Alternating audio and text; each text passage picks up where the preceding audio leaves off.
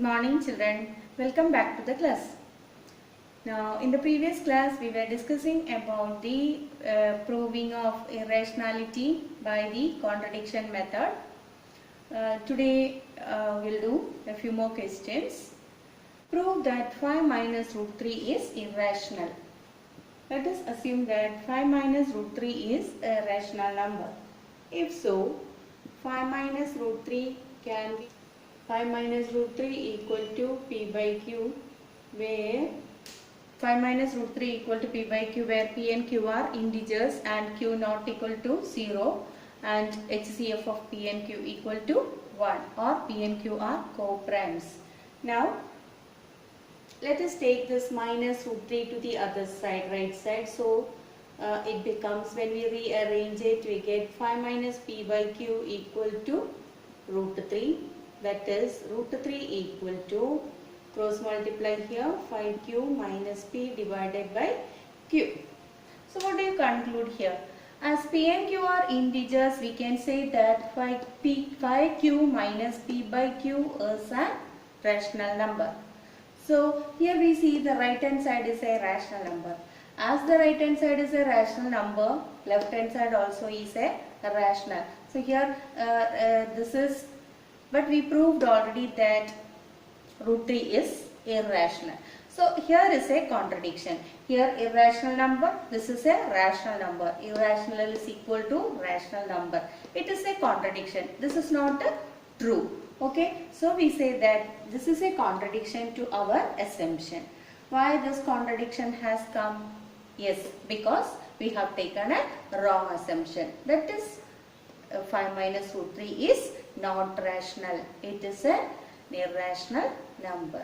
Okay, so here we see that the right hand side is a rational number. As right hand side is a rational number, left hand side is also a rational number.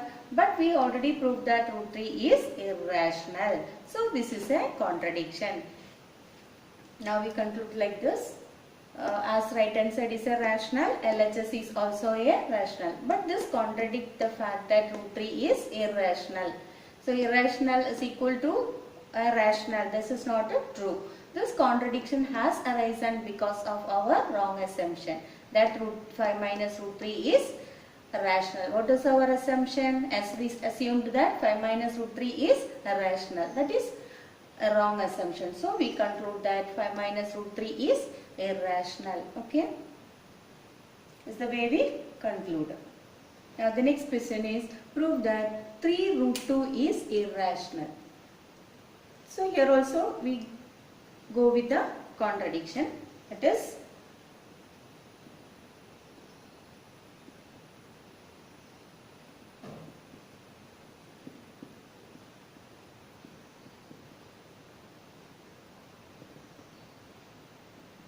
let us assume that 3 root 2 is a rational number. So that 3 root 2 can be written as p by q, where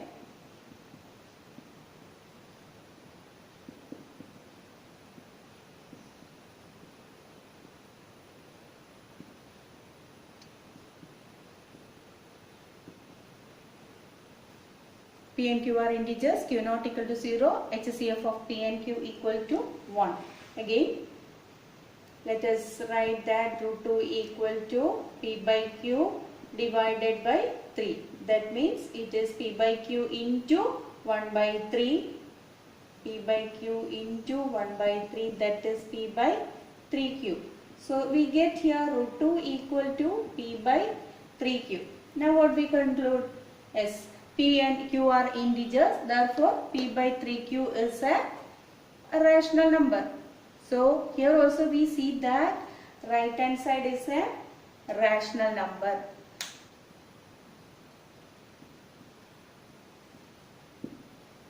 Here once again, let us assume that 3 root 2 is a rational number. So 3 root 2 equal to p by q, where p and q are integers, q not equal to 0, and HCF of p and q equal to 1. So root 2 equal to p by q divided by 3, that is p by q into 1 by 3, or we get p by 3q. Now root 2 is equal to p by 3q. Now we see that right hand side is a rational number as p and q are integers. Now, as RHS is a rational, we say that LHS is also a rational number. But this contradicts the fact that root 2 is irrational. We know that root 2 is irrational. Irrational is equal to rational. It is not true. So, why this contradiction has come? Because we have taken a wrong assumption. Therefore, we can conclude that 3 root 2 is irrational. Now, in 9th standard, we already have discussed that sum of a rational and irrational is always an irrational number. Same way, difference of a rational and irrational is always an irrational number. That is what we proved in the previous case. And here, this one, product of an rational and irrational is always irrational. That also we have studied last year. That is, here this is how we prove it. Product of a rational and irrational will be always an irrational number. The same way quotient also can come. The quotient of a rational and irrational number is always irrational. Okay. How we prove this? Prove 1 by root 2 is irrational. So here also we can take that. Let us assume that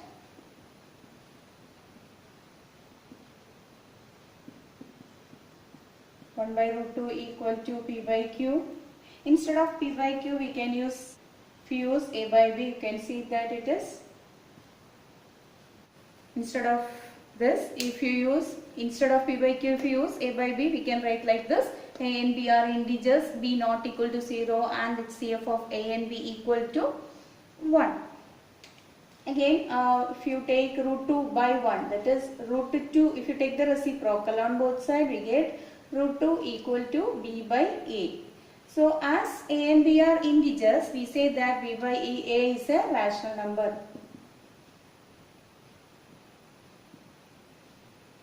Here again we see right hand side is a rational, therefore left hand side is also a rational number. But this contradicts the fact that root 2 is irrational. So we can conclude that root 2 is, we know that root 2 is irrational. So we can conclude that 1 by root 2 is irrational.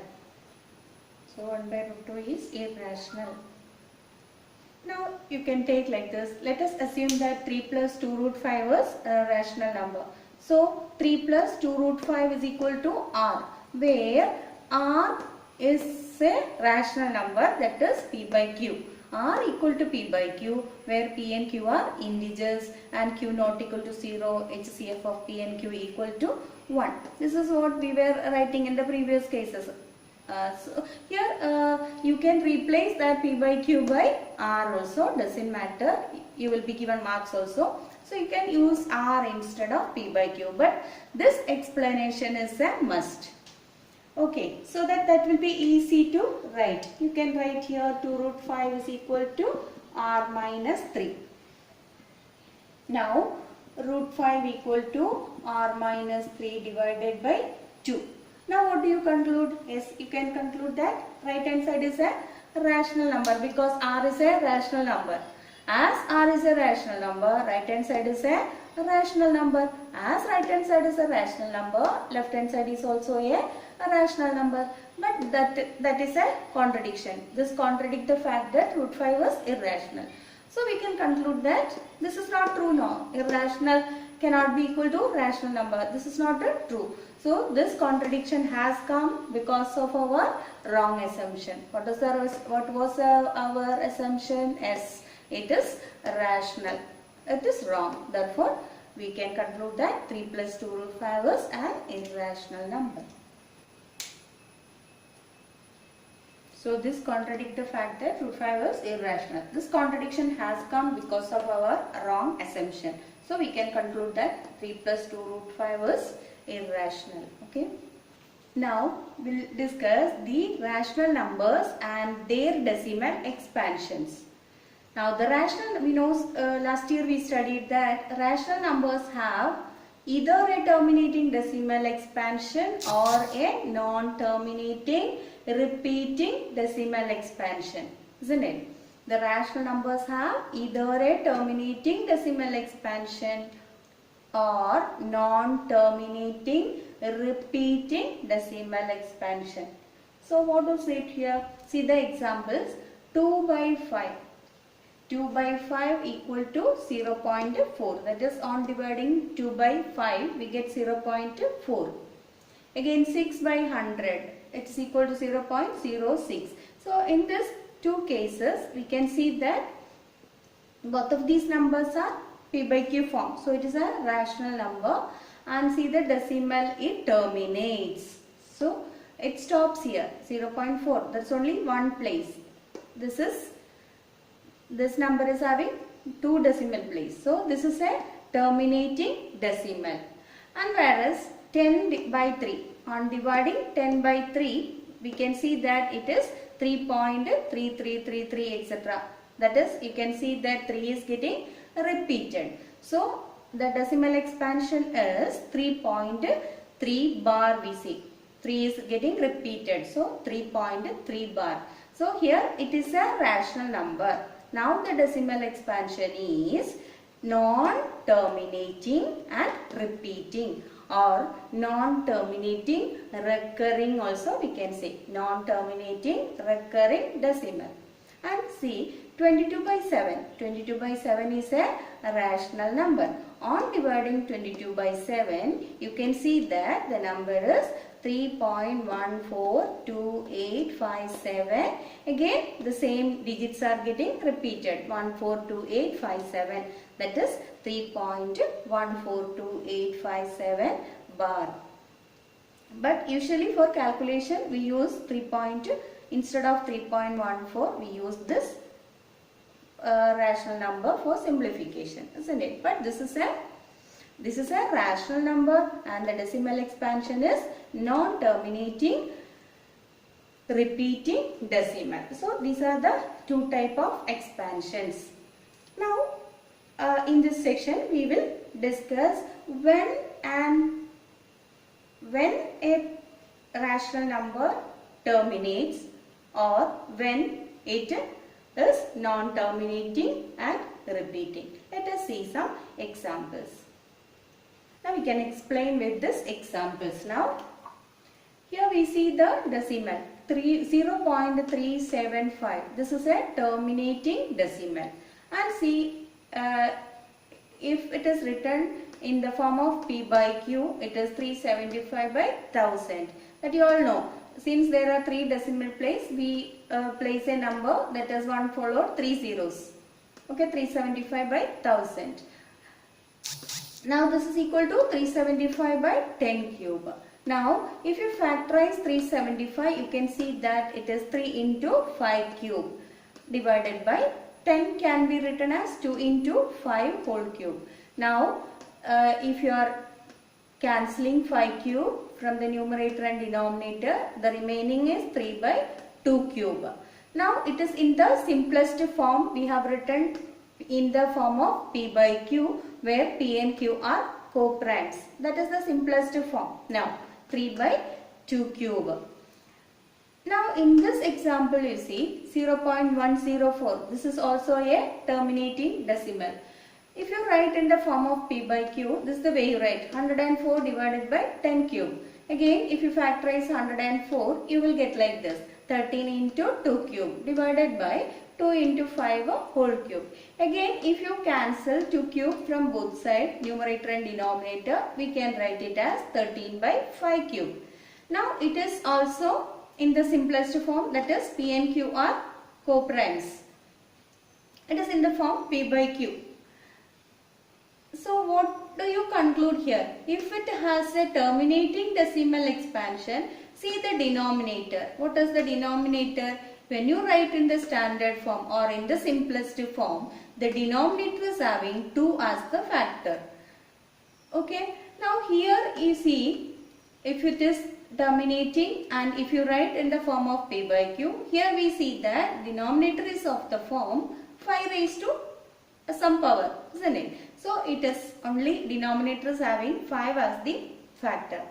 Now we can conclude that let x be a rational number whose decimal expansion terminates, then x can be expressed in the form P by Q, where P and Q are co-prime and the prime factorization of q is of the form 2 raised to n into 5 raised to m, where n and m are non-negative integers. So here it can be in the form, denominator can be of the form 2 raised to n into 5 raised to m, where n and m are non-negative integers. But here there is only 2 as the factor, isn't it? How we can write in this form? That is, here also it comes 2 cube into 5 raised to 0. We can write n and m are non-negative integers. Now we can say here 3 by 2 cube. Yes, 3 by 2 cube means it is 3 by 2 cube into 5 raised to 0. That is 5 raised to 0 means it is 1. So 3 by 2 cube into 5 raised to 0 means it is in the form 2 raised to n into 5 raised to m, where n is equal to 3 here, m is equal to 0. And then same way, if you consider 13 by 5 cube, that can be written as 13 by 5 cube into 2 raised to 0. Okay, now it is in the form 2 raised to m in n into 5 raised to m, where n and m are non-negative integers. That is, n here 3 and m here is 0. Now see, this example shows how we can convert a rational number of the form p by q, where q is of the form 2 raised to n into 5 raised to m, to an equivalent rational number of the form p by q. That is, here 3 by 8, we have taken the same example, 3 by 8, it is 3 by 2 cube. Now the denominator is in the form 2 cube, that is in the form 2 raised to n into 5 raised to m. That is 5 raised to 0, if you write, it will be in the form. Okay, now how we convert into a equivalent, convert into an equivalent rational number?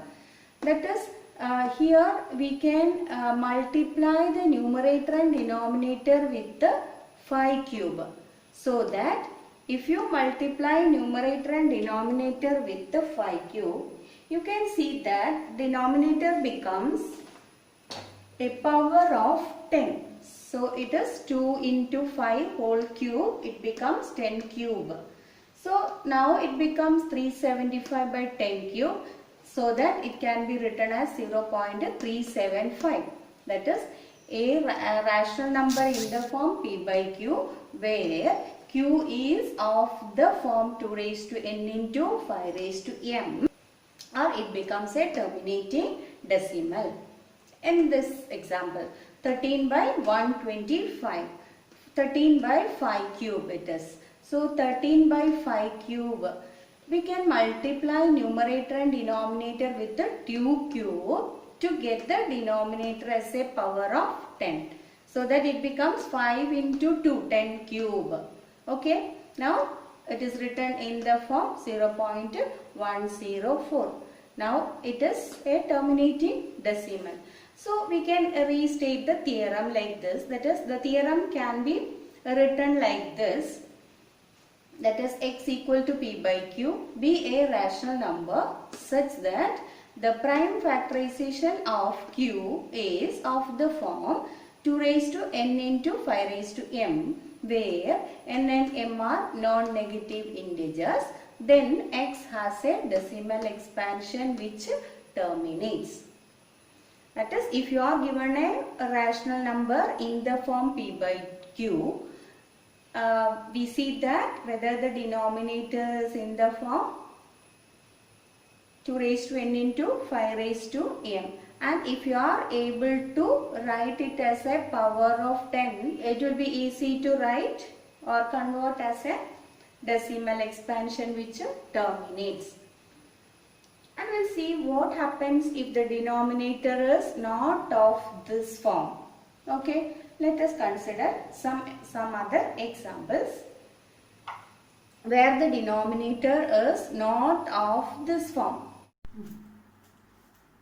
Now look at this example, 1 by 7. 1 by 7 is a rational number. It is written in the form of p by q.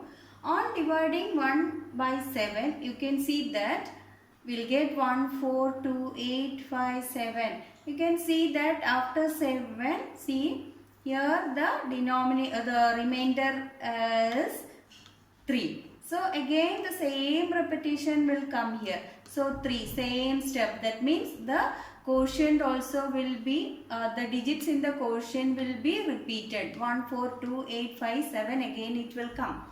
That is, here we get the remainder 3, that is here also. So the same process will go on again.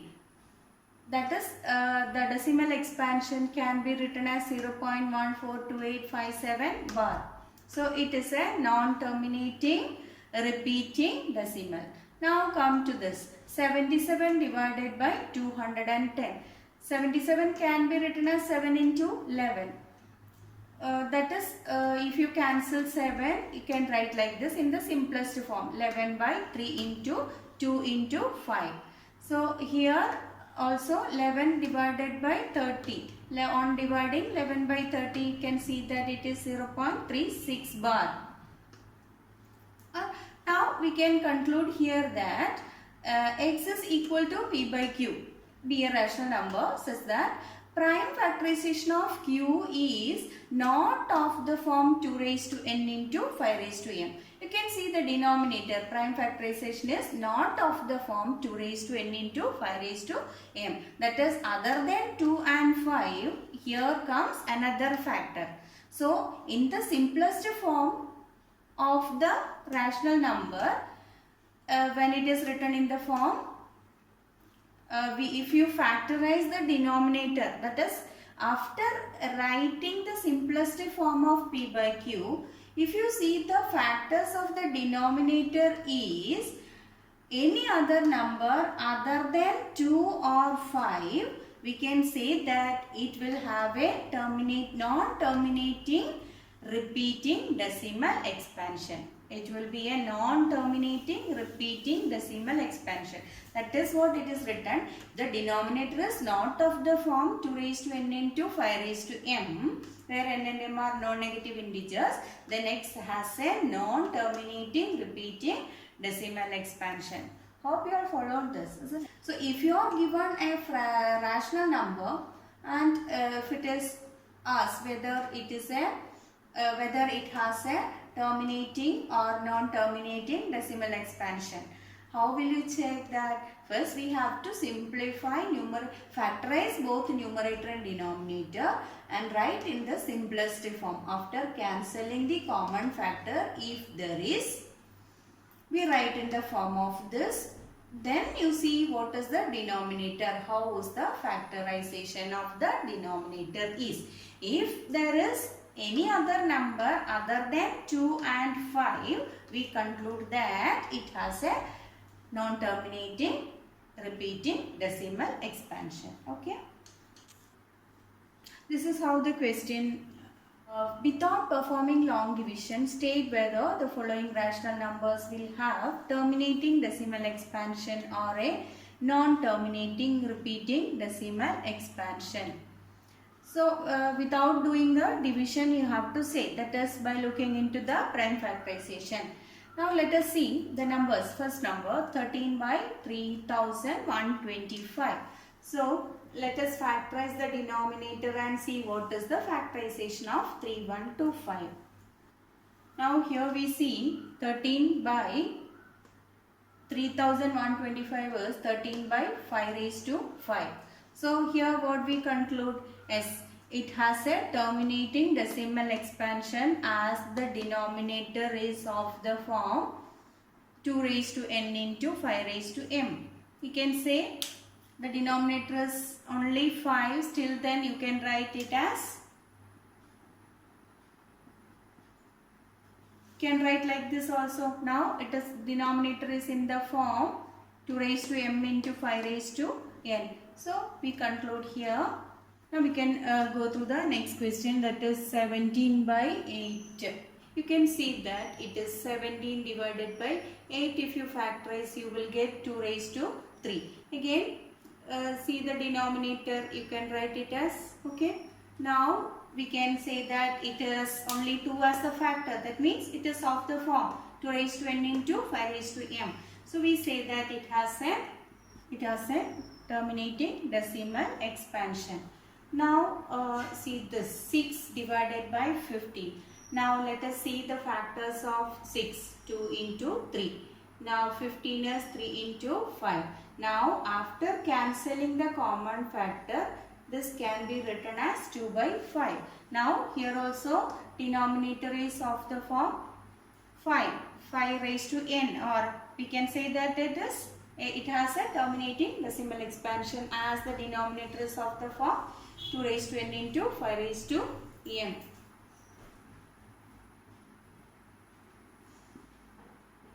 So we have to cancel the like term and see that what is the prime factorization of q. So we see here, if the denominator is only 2 as the factor, then it will be having a terminating decimal. If it is having 5 only as the factor, it will be terminating, and if both 2 and 5 is there, it will be terminating. If other than 2 and 5 any other number is a factor, means it will not be a terminating, it will be a non-terminating repeating decimal. I hope you have followed it, isn't it? Okay.